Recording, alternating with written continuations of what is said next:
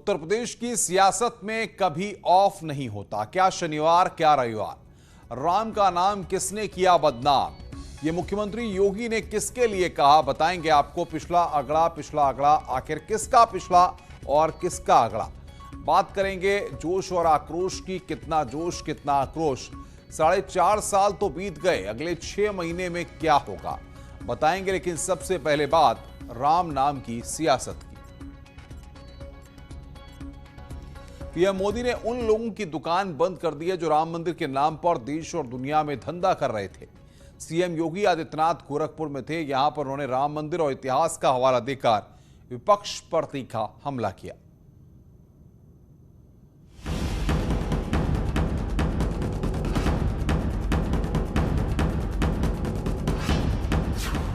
कोई भी सिद्धांत, भारत का कोई भी पावन ग्रंथ ये नहीं कहता कि आर्य बाहर से आए हैं। आप याद करिए, रामायण काल में माता सीता परशुराम से क्या कहती, आर्य पुत्र कह करके ही उन्हें पुकारती है। यानी पति का संबोधन क्या, आर्य पुत्र कह करके। लेकिन हमसे क्या, हमने क्या कहा बताया गया, कहा कि आपको बाहर से आए, ये देश आपका नहीं है।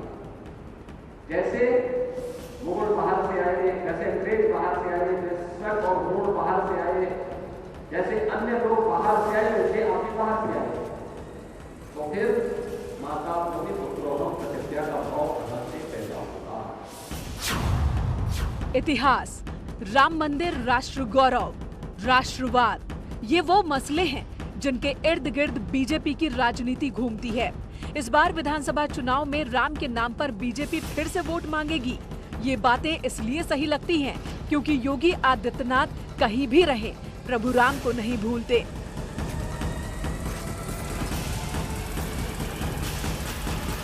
बीजेपी का हर बड़ा नेता राम मंदिर का जिक्र करता हुआ दिख जाता है। रक्षा मंत्री राजनाथ सिंह ने दिल्ली में कहा कि राम मंदिर निर्माण के लिए दुनिया भर के देशों से जल मंगाया जा रहा है। 100 से ज्यादा देशों से जल आ चुका है, बाकियों का भी जल्द आ जाएगा, जिसका इस्तेमाल राम मंदिर में किया जाएगा। सीएम योगी आदित्यनाथ ने राम मंदिर और इतिहास के बहाने विपक्ष पर तीखा हमला बोला। एक ही बात को लेकर के विरोध करते हैं, क्योंकि मोदी जी आए हैं तो अयोध्या में राम मंदिर से संबंधित 500 वर्षों की विवाद का समाधान हो गया।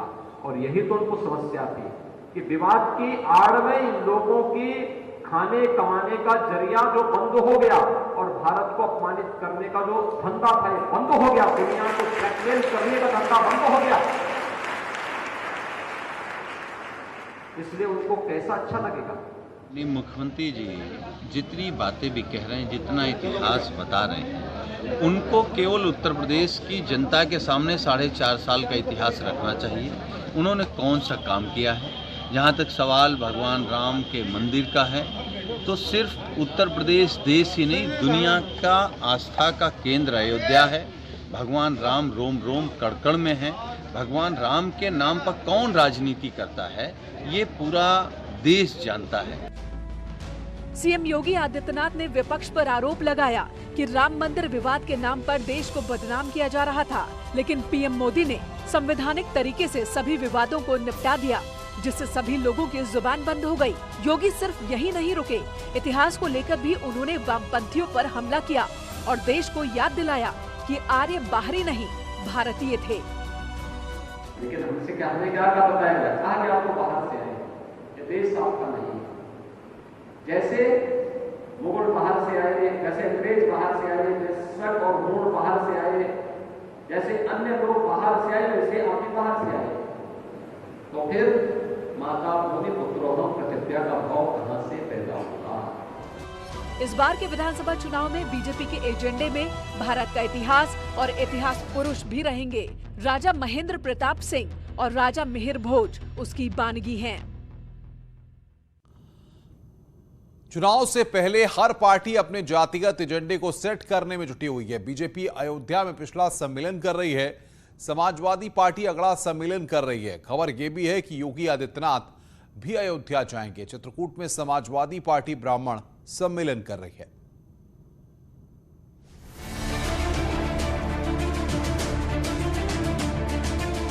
विधानसभा चुनाव जैसे जैसे नजदीक आ रहा है, सियासत नए नए आयाम कर रही है। एसपी बीएसपी को जातिवादी कहने वाली बीजेपी अयोध्या में ओबीसी सम्मेलन कर रही है। बीजेपी के ओबीसी सम्मेलन में पार्टी के प्रदेश अध्यक्ष स्वतंत्र देव सिंह शामिल हुए। स्वतंत्र देव सिंह ने कहा कि उनकी पार्टी हमेशा गांव, गरीब, किसान, झुग्गी झोपड़ी वालों की खुशहाली की बात करती है। उन्होंने एसपी बीएसपी पर तीखा हमला किया।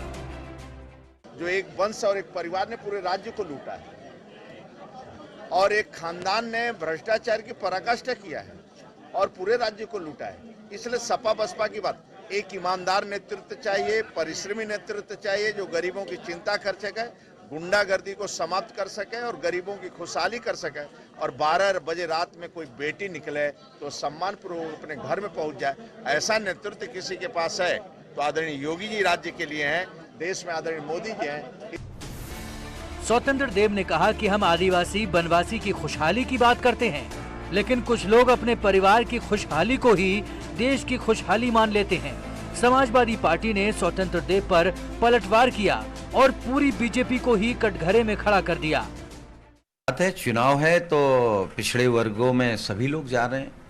हमें भरोसा है कि अब भारतीय जनता पार्टी जा रही है तो भारतीय जनता पार्टी को कई सवाल हैं, उनका जवाब देना चाहिए पिछड़ों के बीच में। कि आप उप मुख्यमंत्री तो बना देते हैं लेकिन कुर्सी बराबर की नहीं देते हैं, फिर आप स्टूल दे देते हैं। प्रदेश अध्यक्ष ओबीसी बना देते हैं लेकिन कुर्सी बराबर की नहीं देते हैं, फिर प्लास्टिक की कुर्सी दे देते हैं। पिछड़ों का आरक्षण किसने छीना? योगी आदित्यनाथ जी ने छीना। सम्मेलन की सियासत यहीं खत्म नहीं हुई, ना अभी खत्म होगी। समाजवादी बीजेपी के ओवैसी सम्मेलन पर हमलावर है, लेकिन खुद ब्राह्मण सम्मेलन कर रही है। बीजेपी राम की जन्म स्थली पर ओवैसी सम्मेलन कर रही है, तो समाजवादी श्री राम के वनवास स्थल यानी चित्रकूट में ब्राह्मणों को साधने की कोशिश कर रही है। और ब्रह्म समाज ने 2012 में भी समाजवादी पार्टी की सरकार बनवाने में महत्वपूर्ण हिस्सेदारी की थी। और हम कह सकते हैं कि आज उत्तर प्रदेश का ब्रह्म समाज इस चीज़ को स्वीकार ही नहीं कर रहा है, बल्कि आज वो इस पर बहस कर रहा है कि उत्तर प्रदेश में परशुराम जयंती पर अवकाश देने का काम किया उत्तर प्रदेश के तत्कालीन मुख्यमंत्री आदरणीय मुलायम सिंह यादव ने। उत्तर प्रदेश की तत्कालीन आदरणीय अखिलेश यादव जी की सरकार ही थी जिसने 23,000 संस्कृत के ब्राह्मण शिक्षकों को सीधे रोजी रोटी से जोड़ने का काम किया।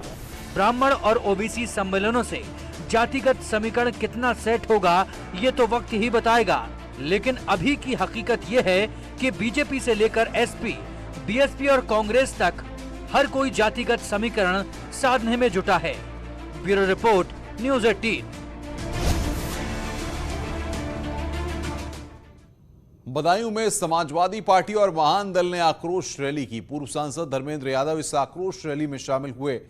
धर्मेंद्र ने दावा किया कि इस बार जब चुनाव का रिजल्ट आएगा तो बीजेपी का पत्ता और सत्ता दोनों साफ हो जाएगा। उन्होंने आरोप लगाया कि अखिलेश के कार्यों का बीजेपी नेता उद्घाटन और शिलान्यास कर रहे हैं। बाहर से आए होंगे और मेरे को जो खबर है जितने लोग इस मैदान में थे उससे ज़्यादा लोग सड़कों पर थे। और इस रैली को जो जन आक्रोश रैली के नाम से हुई, स्वाभाविक है उत्तर प्रदेश की जनता में बहुत आक्रोश है भारतीय जनता पार्टी को लेके, और स्वाभाविक बहुत सफल रैली है और इसका परिणाम आने वाले समय में चुनाव में देखने को मिलेगा। आपने कहा कि जो है जो गठबंधन है आपका, और उसमें कितनी सीटें आप प्राप्त करेंगे जी? एक तरफा जीत समाजवादी पार्टी और उनके सहयोगी दल, चाहे वो महान दल हो, लोक दल हो या और भी दल हैं, पूर्वांचल में है संजय चौहान जी की पार्टी है, इन तमाम दलों का एक तरफा जीत होगी। भारतीय जनता पार्टी के लोग खोजते रह जाएंगे कि उनकी सीटें कहाँ हैं। रुक रहे हैं एक ब्रेक के लिए। खबरों का सिलसिला लगातार जारी है।